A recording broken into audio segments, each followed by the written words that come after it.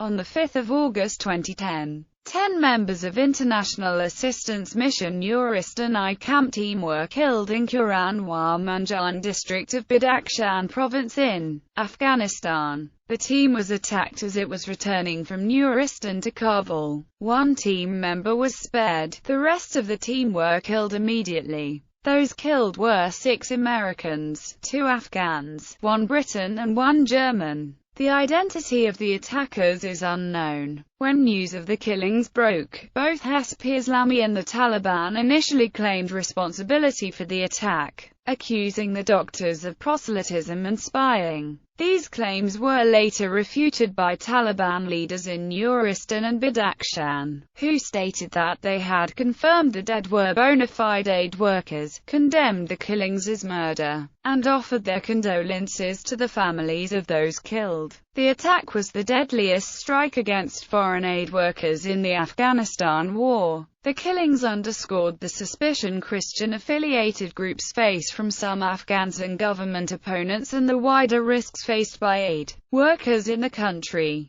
Background and context. Badakhshan province borders Tajikistan and is inhabited by mostly Tajik people. It is one of the few provinces in Afghanistan which was not controlled by the Taliban when it was in power, after coming under increasing pressure by NATO forces in southern Afghanistan. The Taliban have become active in areas like Badakhshan province which were previously calm. In addition, they have started using women and children as suicide bombers and targeted tribal elders, things they formerly considered taboo. Foreign aid workers have been attacked in the past, but these attacks have been relatively infrequent, and Taliban has allowed some aid workers in the areas they controlled. Afghan Independent Human Rights Commission stated that civilian deaths were up 5% in 2010 and Taliban was responsible for 68% of the 1325 deaths till the 8th of August 2010, and NATO was responsible for 28%. IAM is a Christian organization that has worked in Afghanistan since 1966.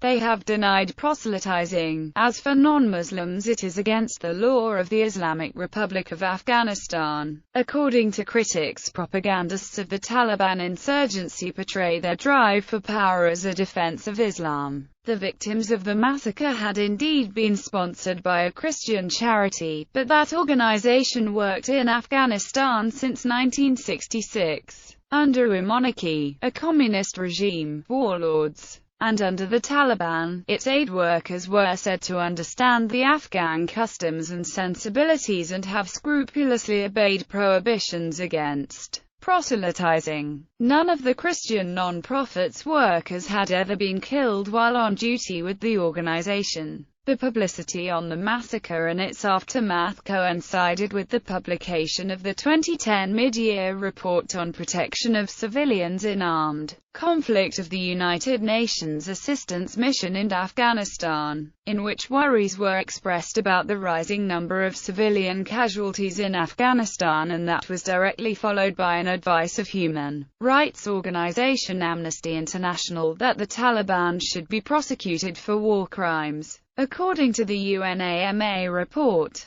the tactics of the Taliban and other anti-government elements were behind a 31% increase in conflict-related civilian casualties in the first 6 months of 2010 compared with the same period in 2009. Casualties attributed to pro-government forces fell 30% during the same period, driven by a 64% decline in deaths and injuries caused by aerial attacks. Many Afghans blamed the international forces for the civilian deaths, stirring up greater violence by fomenting new recruits for the Taliban, for arming militias in the countryside, and for propping up warlords and corrupt Afghan officials. Ambush.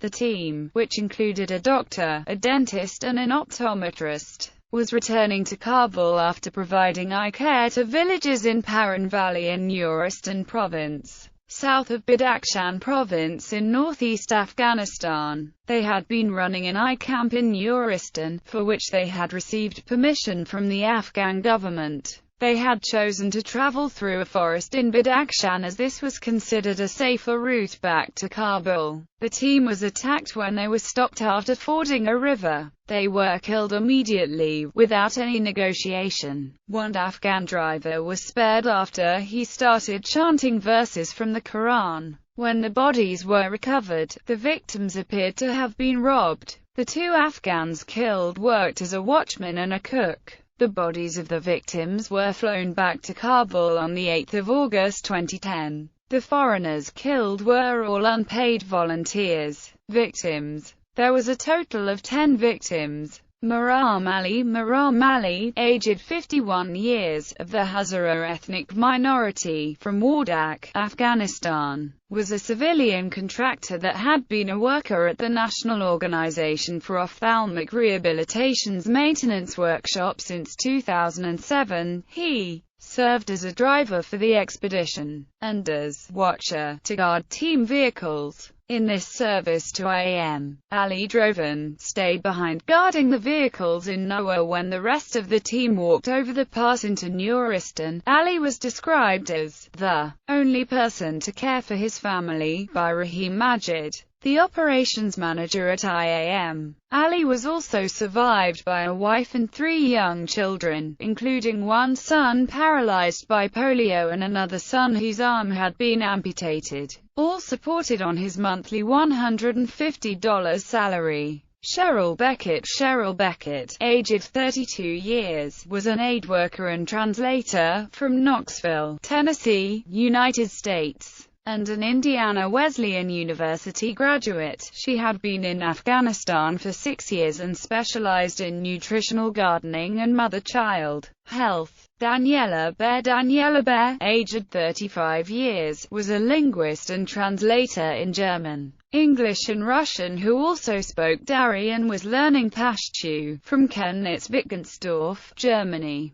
Brian Cardarelli, aged 25 years and from Harrisonburg, Virginia, United States, was a civilian contractor and a professional freelance videographer who had worked with various Afghan development and humanitarian organizations in Afghanistan. Cardarelli had been working for the International School of Kabul, and documenting aid work done by the IAM and other groups. A statement released by his family said that Cardarelli loved people, and was particularly concerned for the poor. He was a lifelong member of Covenant Presbyterian Church in Harrisonburg, and a 2009 graduate of James Madison University, and was approaching the 1-year anniversary of his service in Afghanistan. According to his family, Brian quickly fell in love with the Afghan people and culture and hoped to stay within the country for another year, and was compiling a photographic and video album entitled The Beauty, It's Not All War. Thomas Grams,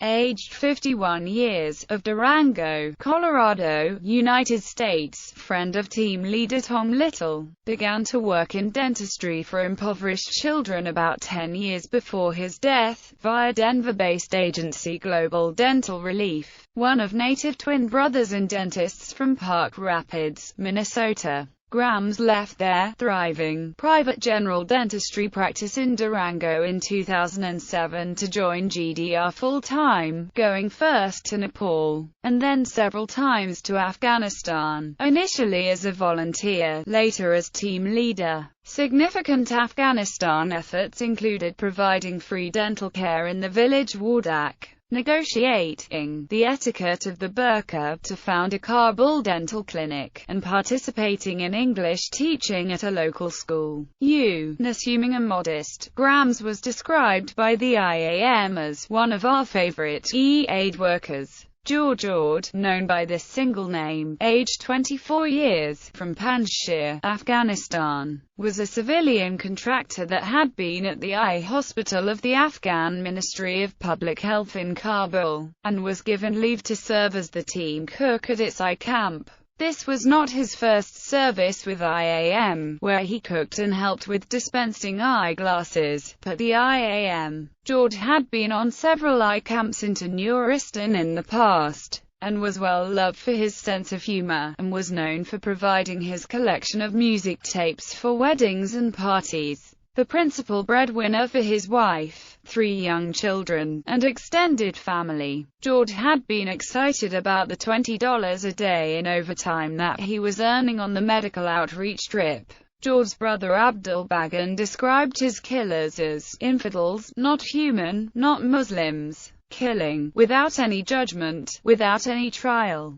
Glenn D. Lapp, aged 40 years, was a nurse and executive assistant from Lancaster, Pennsylvania, United States, and a part of Community Mennonite Church of Lancaster. Lapp was a medical volunteer with the IAM and its partner, the Mennonite Central Committee. He was serving as manager of IAM's provincial ophthalmology program, and as an executive assistant for IAM in Afghanistan, and had been in Afghanistan for 2 years. Lapp was an alumnus of Eastern Mennonite and Johns Hopkins universities, and had assisted the MCC in the weeks following Hurricanes Katrina and Rita, with regular prior nursing work Lancaster, Supai, Arizona, and New York City. Tom Little, aged 61 years, was an optometrist from Delmar, New York, United States, and leader of the IAM team. Little had worked in Afghanistan for more than 3 decades, having arrived in the late 1970s. He had raised 3 daughters there, and spoke Dari fluently. Little was posthumously recognized as International Optometrist of the Year by the World Council of Optometry, and the 2010 Presidential Medal of Freedom. Dan Terry, aged 64 years, was from Wisconsin, United States, who served as liaison with local communities, aid organizations,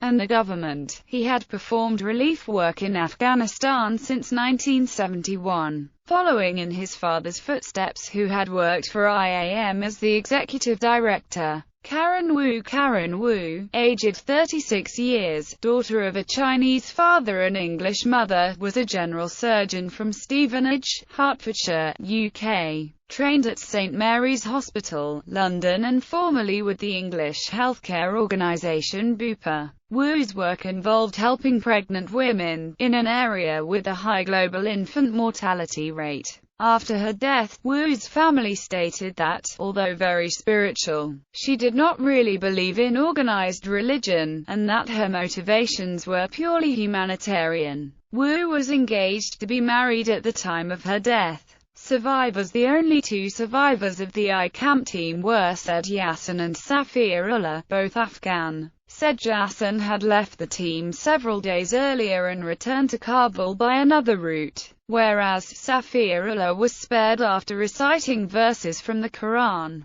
Responsibility. The local officials initially stated that the motive was robbery, but after interviewing witnesses they changed their view and said that Taliban was responsible. Taliban spokesman Zabihullah Mujahideen claimed responsibility for the attacks and accused the victims of being American spies and proselytizing Christianity. Taliban spokesman Zabihullah Mujahideen stated that the victims had in their possession Bibles which had been translated into the local language Dari. However, also another group was mentioned, the Hezbollah Islami of warlord Gulbuddin Hekmatyar. Earlier claims of the Taliban were refuted by Kari Malang, the representative of the Western Nuristan Taliban. He said that commanders from Nuristan had not carried out the killings and they had launched an investigation to find out who had. We shall inform you of the results when it is concluded.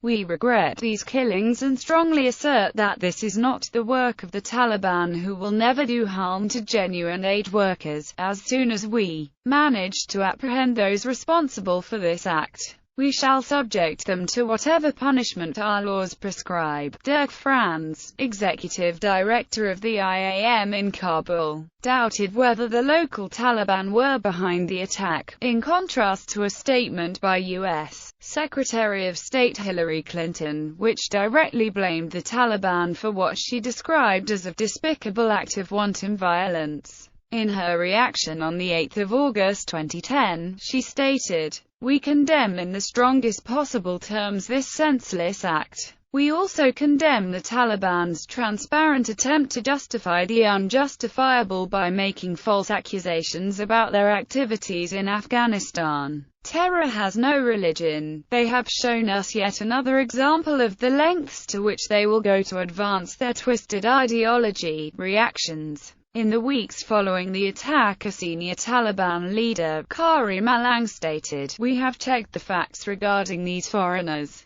and our people in the area have confirmed that they were bona fide aid workers and had been providing assistance to the population. Furthermore, we have learned that among the killed foreigners was Dan Terry, who had a long history of helping our people, including in Kunar and Lagman provinces, and that he had previously provided welfare assistance to the families of those civilians martyred in bombardments. We pass on our condolences to the families of those killed after the massacre." The IAM stated that they had no plans to leave Afghanistan. U.S. Federal Bureau of Investigation has opened an investigation into the attacks, according to a spokesman from U.S. Embassy. Former Afghan presidential candidate Abdullah, who is a physician himself and trained with Tom Little, deplored the killings and called the attackers enemies of the Afghan people. United Nations Secretary-General Ban Ki-moon, who emphasized that health workers must have access to treat those in need and must be able to do so without fear. His special representative, Staffan de Mistura, said, "The United Nations condemns this serious crime and apparent cold-blooded execution." Australian Foreign Minister Stephen Smith issued a statement condemning the attack and offered condolences to the victims' families.